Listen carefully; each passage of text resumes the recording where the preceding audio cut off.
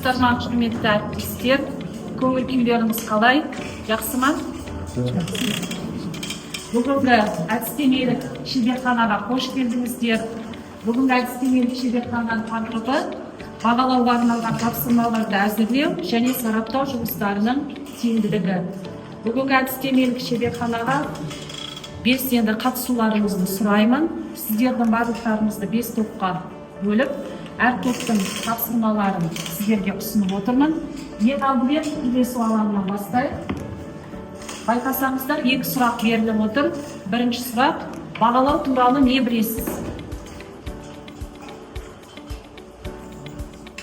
Бағалау дегеніміз оқушының білімін, дағдысын анықтау процесі.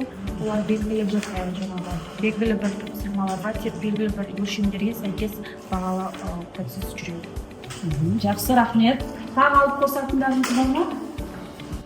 Анықтау, саралап бағаласа да болады, жалпы бағаласа да болады, жеке бағаласа да болады, тапсырмаға байланысты және оқушы санына байланысты да бағаласа да болады. Қалыптасты бағалау және жүйелік бағалау. Сабақта ең маңызды бөлім деп санаймыз. Мақсатына қарай бағалауды пайдаланамыз. Жақсы, рахмет. Бағалаудың түрлерін бағана тағы атап өтті. Тағы қандай бағалаудың түрлерін білесіздер? Сәния Ешбековна. Бағана диагностикалық бағалау, одан кейін бар қалыптастырушы бағалау, одан кейін бар бөлім бойынша жиынтық бағалау, одан кейін 90 бойынша жиынтық бағалау керек. Ол бағалау бізге не үшін керек? Бағалау оқушылардың білім деңгейін анықтау үшін, одан кейін оқушыларға мотивация беріп, алға жетелеу үшін қажет. Ішкі бағалау, ол жиынтық бағалау, қалыптастырушы бағалау, ал сыртқы бағалау түрлері қандай? Сыртқы бағалау түрлері бар ғой бізде.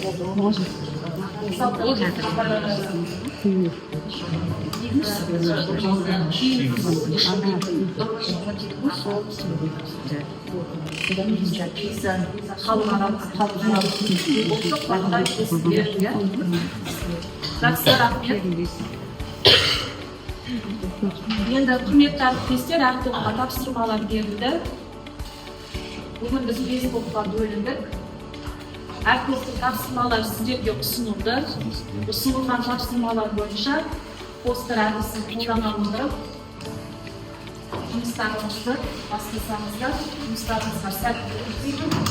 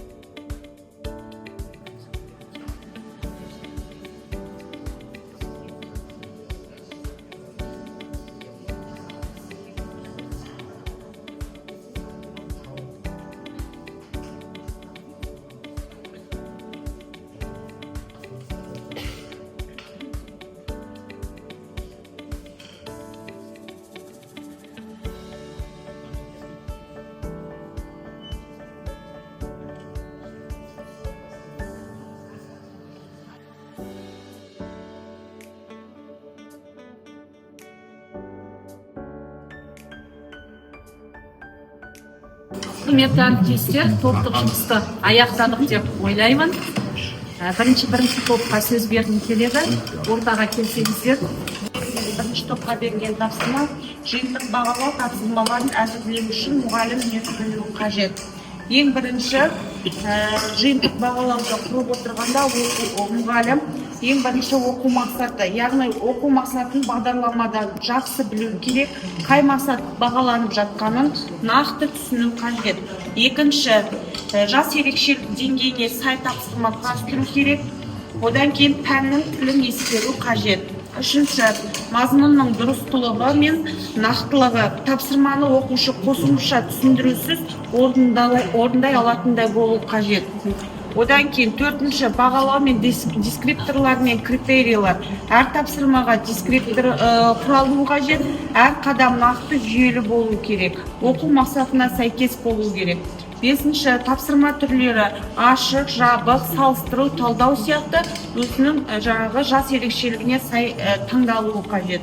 Алтыншы, уақыты мен көлемін дұрыс тиімді жоспарлау керек. Яғни бізде бөлім бойынша жиынтық бағалауда 20 минут берілсе, 90-дық жиынтық бағалауда 45 минут уақыт берілген. Сол берілген уақытқа сәйкес қылып тапсырманы құрастыру қажет. Одан кейін ең соңында академиялық адалдық болу керек. Яғни оқушының қалай сол тапсырманы орындап жатқанын, бағалап жатқанын тексеріп тұру қажет. Одан кейін бар, ол тапсырмаларды жинап алғаннан кейін әділ бағалау қажет. Осы бізге тапсырманы аштырсы. Рахмет. Сұрақтарыңыз бар ма? Бірінші төмендегідей талаптарды ескеру қажет. Ол уақытты үнемді қолдану керек, оқу мақсаттарына сәйкес тапсырмаларды дұрыс дайындау керек, мәтін мазмұнының күрделілігін ескеру қажет. Сонымен қатар оқушылардың күйзеліске ұшырамау деңгейін бақылап отыру керек. Себебі әр бала жиынтық бағалау жұмыстарын жазуда күйзеліске ұшырауы мүмкін. Соны ең алдымен мұғалім ескеру қажет. Келесі. Енді жиынтық бағалау жұмыстарын жалпы дайындау алдында бағана әріптестерім өте жақсы айтып кетті. Оқу мақсаттарын педагог жақсы білу керек, оны талдай білу керек, және қай бала қай ойлау дағдысының деңгейінде тұр. Сол ойлау дағдысының деңгейін меңгеру қажет. Оқу мақсатына сәйкес тапсырмаларды дұрыс таңдай білу керек, уақытты үнемдеп, бағалау критерийлерінің саны өте көп болмау керек, оқу мақсатына сәйкес дайындалу керек. Және оқушы қай сатыда тұр, қай жерден қателесті, оқушыға қалай көмек беремін деген сұрақтарға да жауап беруіміз керек. Сонымен қатар тапсырмалар оқулықтан алынбау керек. Тапсырмаларды мұғалім өзі арнайы оқу ресурстары арқылы қолданып дайындау қажет. Енді 90-дық жиынтық бағалау кезінде нақты спецификацияға мән беру керек. Спецификацияда барлығы жазылған, әр сынып бойынша, әр пән бойынша оқу мақсаттары, тапсырмалардың түрлері, ойлау дағдыларының деңгейі берілген. Соның барлығын мұғалім ескеру қажет деп есептеймін. Келесі. Енді бөлім бойынша жиынтық бағалау құрастыру кезінде біз алдымен бөлімнен кейін оқу мақсатын, оқушылардың ойлау дағдыларының деңгейін, бағалау критерийлерін білуіміз керек. Әр тапсырманың дескрипторы нақты дайындалу керек. Түрлі деңгейдегі тапсырмалар болу қажет. Сонымен қатар ата-аналарға рубрика жұмыстары ұсынылады. Әр жұмыстың өзінің бағалау балы болады.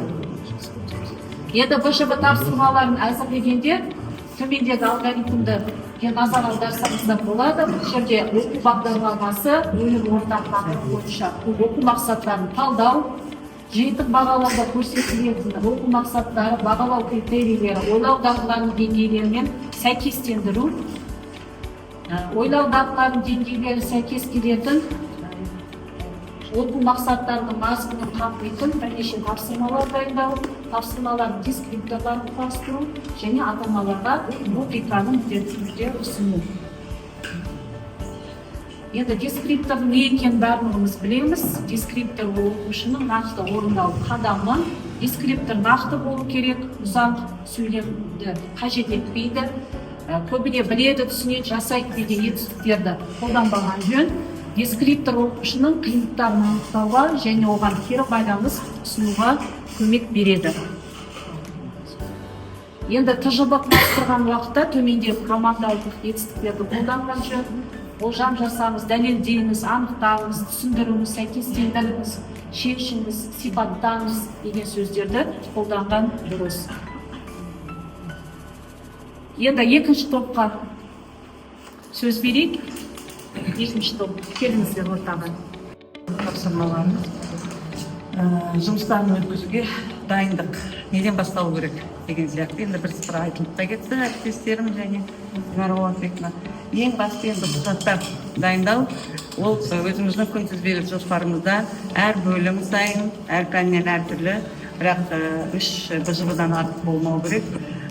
Және ТЖБ соңғы сабаққа қалдырмауды ескере отырып, біз күнтізбелік жоспарын дайындаған кезде сол жерде БЖБ ТЖБ алу кестесі де шығады. Енді ол кестемізді және КТЖ-ны дайындап болғаннан кейін ТЖБ, БЖБ өткізу, тапсырмаларды әзірлеу спецификациясы бар әр пәннен, баяғыда СМК-дан алушы едік. Сол спецификациясын қарай отырып, зерделей отырып, сіздер бірлесіп отырысында талдау жүргізіп, қандай тапсырмаларды беруге болады, және ол бағалауға арналған тапсырмаларды жинақ жасап, және оны бекітіп қойса, нұр үстіне нұр болар еді. Енді екіншіден бағалау құралдарын дайындауымыз керек. Бұл әрине оқу, бірінші топ айтып кеткендей, оқу мақсаттарына сәйкестендірілген тапсырмаларды, оларға критерийларды, дескрипторларын, рубрикасымен бәрін дайындап алған өте тиімді болады. Енді әр пән мұғалімі бұл өз құзырлығында деп айтуға болады. Әрқайсысы өзіне алдында отырған оқушылардың деңгейіне қарай осы жинақты 10 шақты жыл болып қалды осының енгізілгеніне, жинақ ретінде өздеріне өзі құрастырып алса да болады. Енді ары қарай ұйымдастыру жұмыстары басталады. Ең басты сабақ сайын құрастырылған жаңағы тапсырмаларға ұқсас қалыптастырушы бағалауға арналған тапсырмаларды сабақ сайын қолданып отырсаңыздар, сонда оқушылар БЖБ, ТЖБ жазу кезінде басқа чат-GPT-ға да кірмей өздері жазуға мүмкіндіктер пайда болады. Өздеріне өздері сенімді болады. Мұндай тапсырма біз орындап едік қой. Мен бұны өзім орындай алам деген сияқты сенім пайда болса, ол шынайы түрде әділ бағаланады деген ойдамын. Және әрине талқыланып отқан кезде ол БЖБ, ТЖБ тапсырмалары 2 нұсқада болған талап етіледі. Енді 2 нұсқа жасаған дұрыс деп ойлаймын. Ең соңында енді әйгерім айтсам. Енді біз қорытындылай келе БЖБ және ТЖБ-ны тиімді өткізу үшін мұғалімнің жүйелі дайындық жұмысы, әділ бағалау, нақты критерийлеріне сапалы талдау қажет. Бұл үрдіс оқу жетістіктерін объективті бағалап қана қоймай, оқушылардың оқу сапасын арттыруға мүмкіндік береді. Жақсы, рахмет. Сұрақтарыңыз бар ма? Жақсы. Айқындалады. Бір күнде мысалы 3 жиынтық бағалау жұмыстарын өткізуге болмайды. БЖБ, ТЖБ тапсырмаларын мұғалім өзі құрастырған дұрыс. Мысалы 2024-25 оқу жылында химия пәні мұғалімі Аида Бекованың өзі осы жиынтық бағалау тапсырмаларын құрастырып, өзі әдістемелік құрал жазған болатын. Өзіміз құрастырған дұрыс деп ойлаймын. Сонда бала да шығармашылыққа бейімделеді. Әрине спецификацияға назар аударып, оны басшылыққа алу керек. Және оқушылардың ерекшелігіне, сыныптың ерекшелігіне қарай қиын тапсырмаларды алмау керек. Жақсы.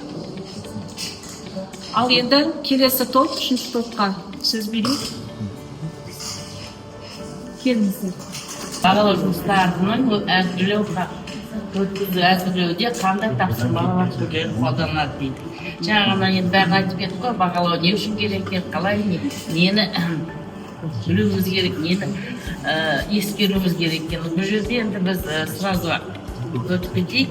Біз тапсырмалар қолданамыз, ол жабық тапсырмалар, ашық тапсырмалар, мәтінмен жұмыс тапсырмалар, құрылымдалған тапсырмалар, шығармашылық және топтастыру және салыстыру.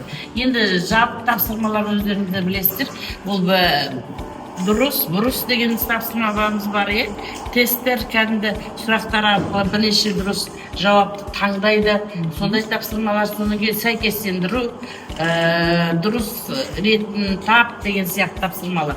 Екінші енді ашық тапсырмалар, бұл жерде енді ол қиындау кетеді.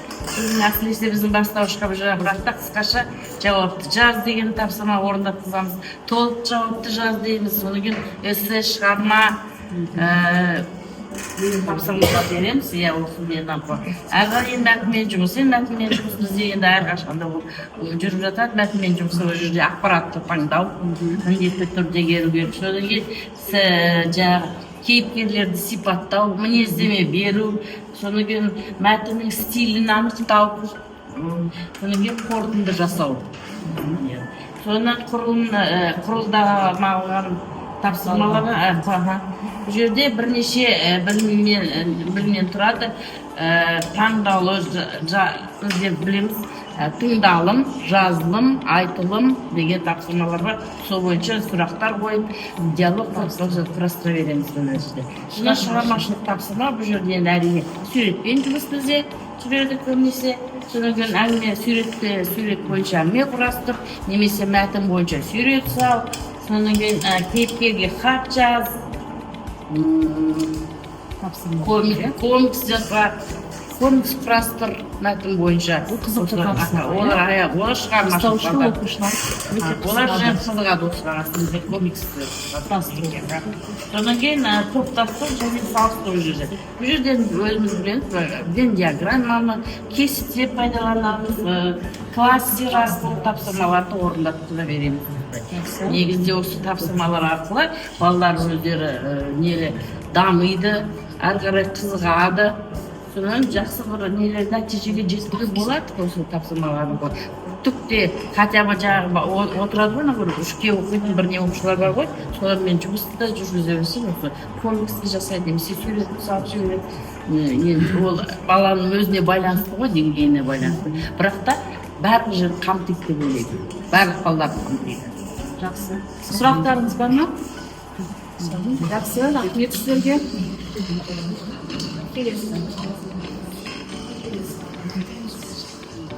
Енді бағана саясат құлатының айтып кетті, тапсырманың түрлері, ашық тапсырмалар бар, жабық тапсырмалар бар, ашық тапсырманың өзінің түрлері бар. Бір жауапты қажет ететін, толық жауапты қажет ететін, қысқа жауапты қажет ететін тапсырмалар бар. Жабық тапсырмалардың да өздерінің түрлері бар, көп таңдауы бар тапсырма, сәйкестендіру, шындық жалған тапсырмаларын ұсынуға болады. Мысалы, шындық жалған тапсырмасы бұл өте жеңіл тапсырманың бірі, баланың білу түсіну, ойлау дағдысының деңгейін дамытуға әсер етеді. Бұл жерде нақты тұжырым беріледі. Осы нақты тұжырым арқылы оқушы сол тапсырманың шындық не жалған екенін анықтап береді. Енді шындық жалған тапсырмаларын құрастыруға қатысты ұсыныстар беріліп отыр. Бұл жерде нақты қарапайым болу керек, сөйлем ұзақ болмау керек, және балаға ол нақты берілу керек. Уақытты да үнемдейді. Бұл тапсырманың ерекшелігі осында. Бала бұл тапсырманы тез белгілеп шығады. Мысалы, сіздерге бір шындық жалған тапсырмасын ұсынылып отыр. Осының ішінде 3 тұжырым бар. Тақтаға назар аударсаңыздар, 3 тұжырымның бір тұжырымы дұрыс, 2 тұжырымы дұрыс емес. Мысалы, Абай, Ыбырай, Шоқан сияқты олар уақытын босқа өткізбепті. 2-ші тұжырым уақытты үнемдеп жұмсау керек. 3-ші тұжырым денсаулықтың уақытын қадірін білген жөн. Осында қай тұжырым дұрыс деп ойлайсыздар? Әлия Сикімбаевна, қай тұжырым дұрыс деп ойлайсыз? шындық дегенде бірінші ойлаймын бірінші себебі абай ыбырай тоқан сияқты ұлылар уақыт осылай бізге деген Дұрыс. Бірінші тұжырым дұрыс. Ал екінші, үшінші тұжырым бұл нақты жауапты қажет етпейді. Жақсы. Сәйкестендіру тапсырмасы да ол жабық тапсырманың бірі, өте тез орындалатын тапсырмалар. Бұл тапсырманы сабақта сіздер жиі қолданасыздар. Мысалы, кейіпкерлердің аттары мен шығарма атауларын сәйкестендіру. Кейіпкерлердің аттарын олардың айтқан ойларын сәйкестендіру тағы басқа. Сәйкестендіру тапсырмасының өзінің артықшылығы мен кемшілігі болады. Мысалы, шындық жалған тапсырмасының артықшылығы уақытты үнемдейді, тұжырым нақты болады, баланың тек қана білу түсіну, ойлау дағдысына ғана бағытталған. Баланың жоғары ойлау дағдысына бағытталмаған ол тапсырма. Сол сияқты сәйкестендіру тапсырмасы бұл да баланың тек білу түсіну деңгейін бағалау үшін ғана қолданылады.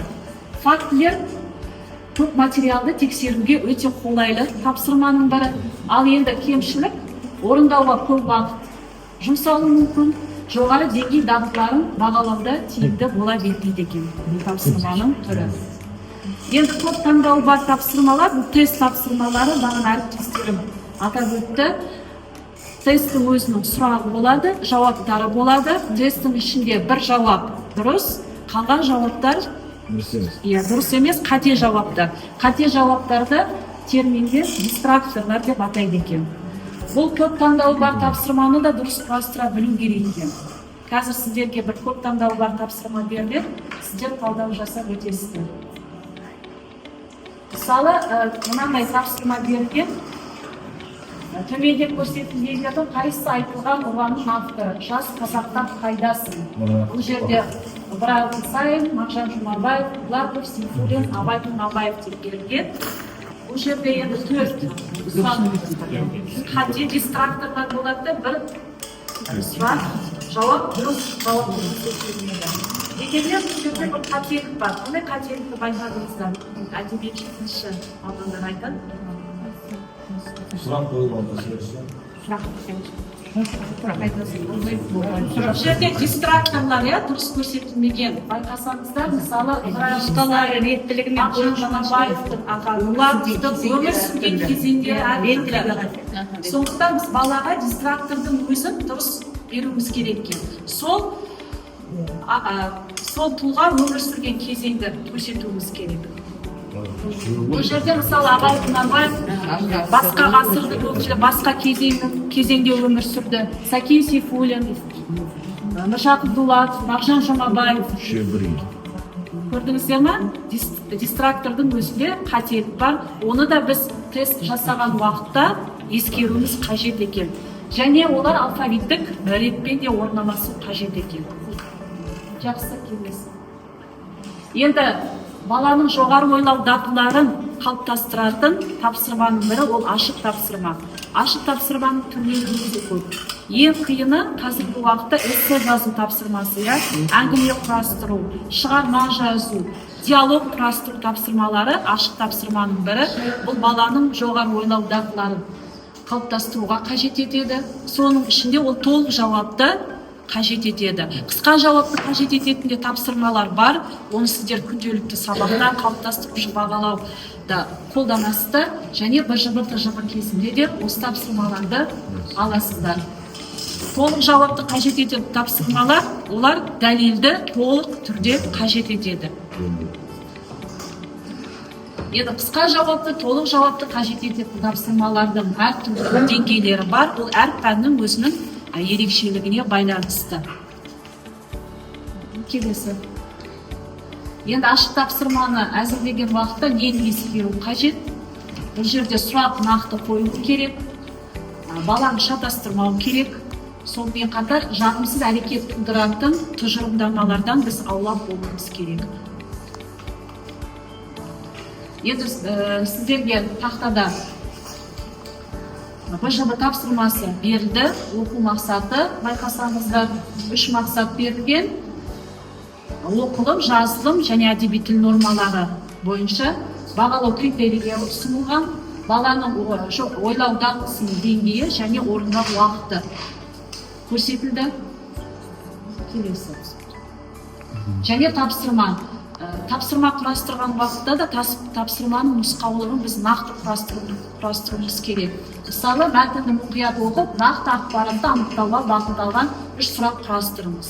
Бұл жерде бала мәтінді оқиды, нақты ақпаратты бағыттауға арналған 3 сұрақты жазады. Тапсырма бізге нақты берілген. Байқасаңыздар, мәтіннің өзінің ерекшелігі де, көлемі де қысқа, мәтін көлемі ескерілу қажет, және оқулықтан алынбаған, қай сайттан алынған көрсетіледі. Келесі. Екінші тапсырмада оқу мақсатына сәйкес амоним, антоним, синоним сөздерді қолданып, досыңызға туған жеріңіздің табиғатын туралы 8-10 сөйлемнен тұратын хат жазыңыз. Бұл жерде көрдіңіздер ме?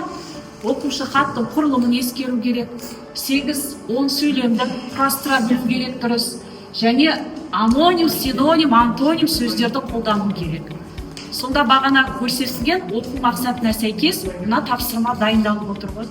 Және әр тапсырманың дескриптор бойынша бағалау, балл, жалпы балл 8 баллды қамтып отыр. Бағалау критерийлері бірінші тапсырмада және екінші тапсырмада жазылған.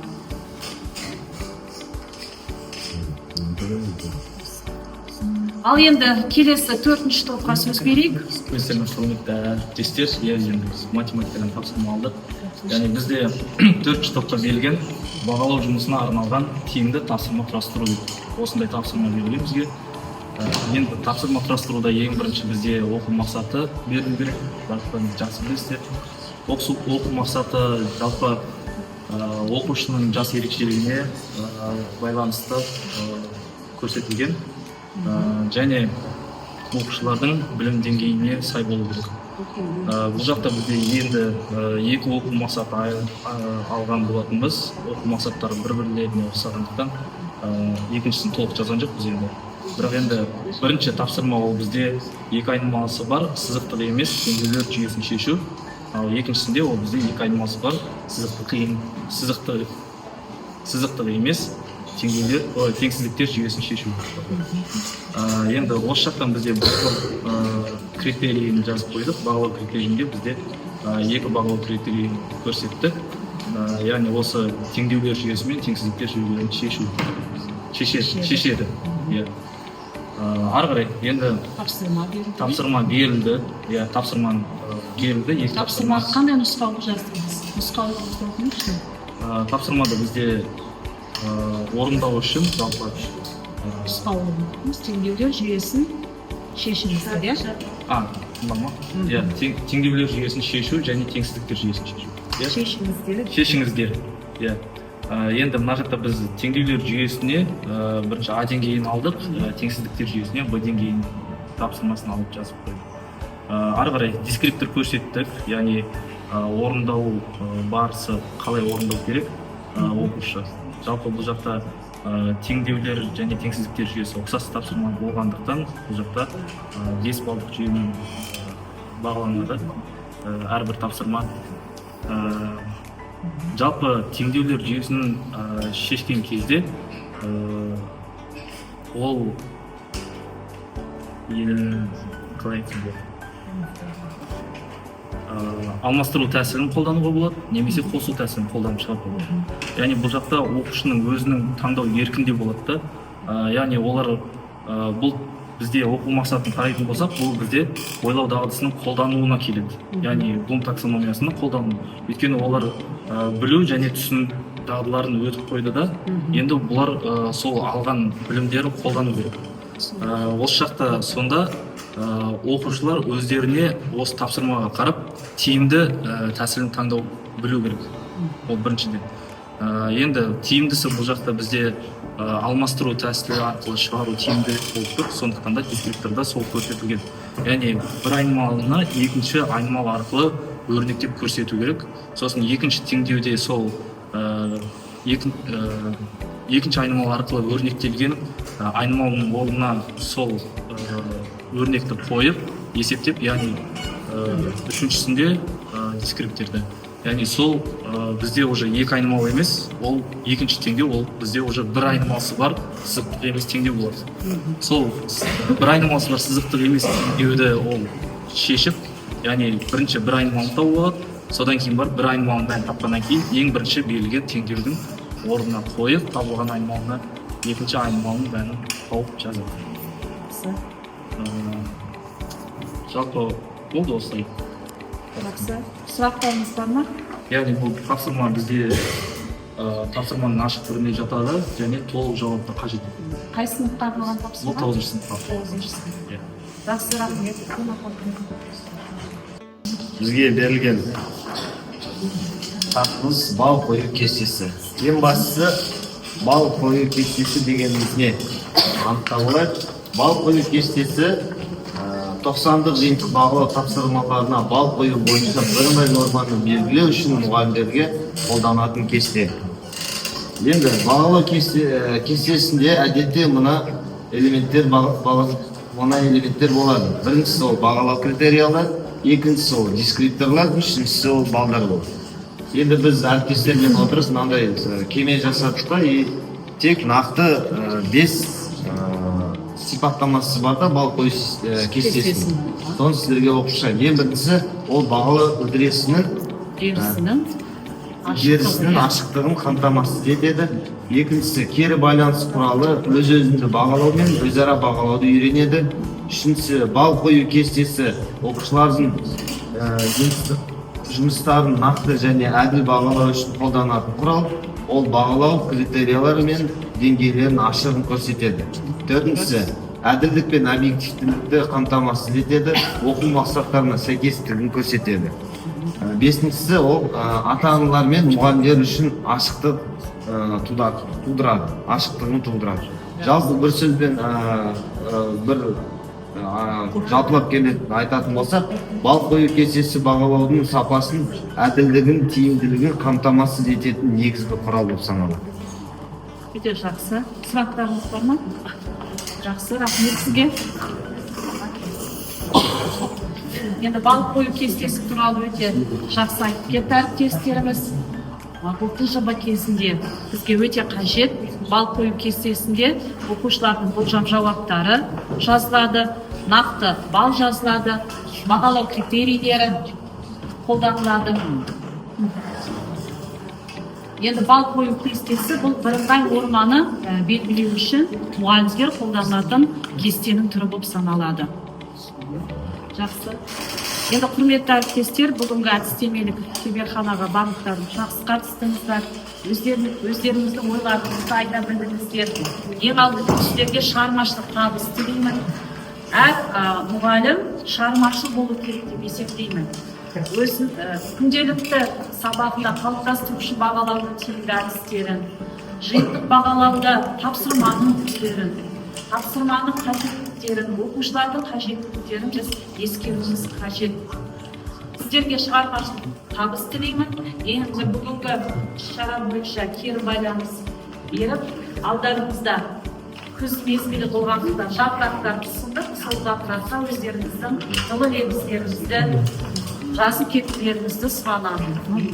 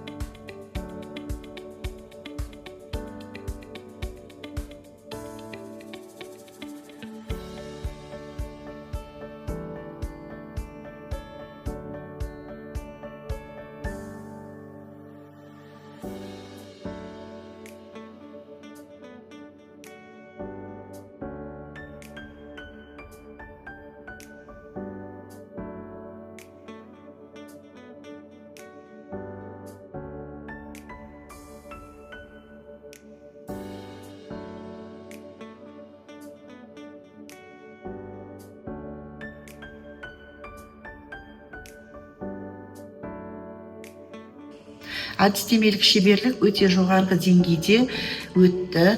Актуалды, өзекті мәселені, өзекті тақырыпты қозғады. сұрақтар нақты, жауаптар да нақты берілді.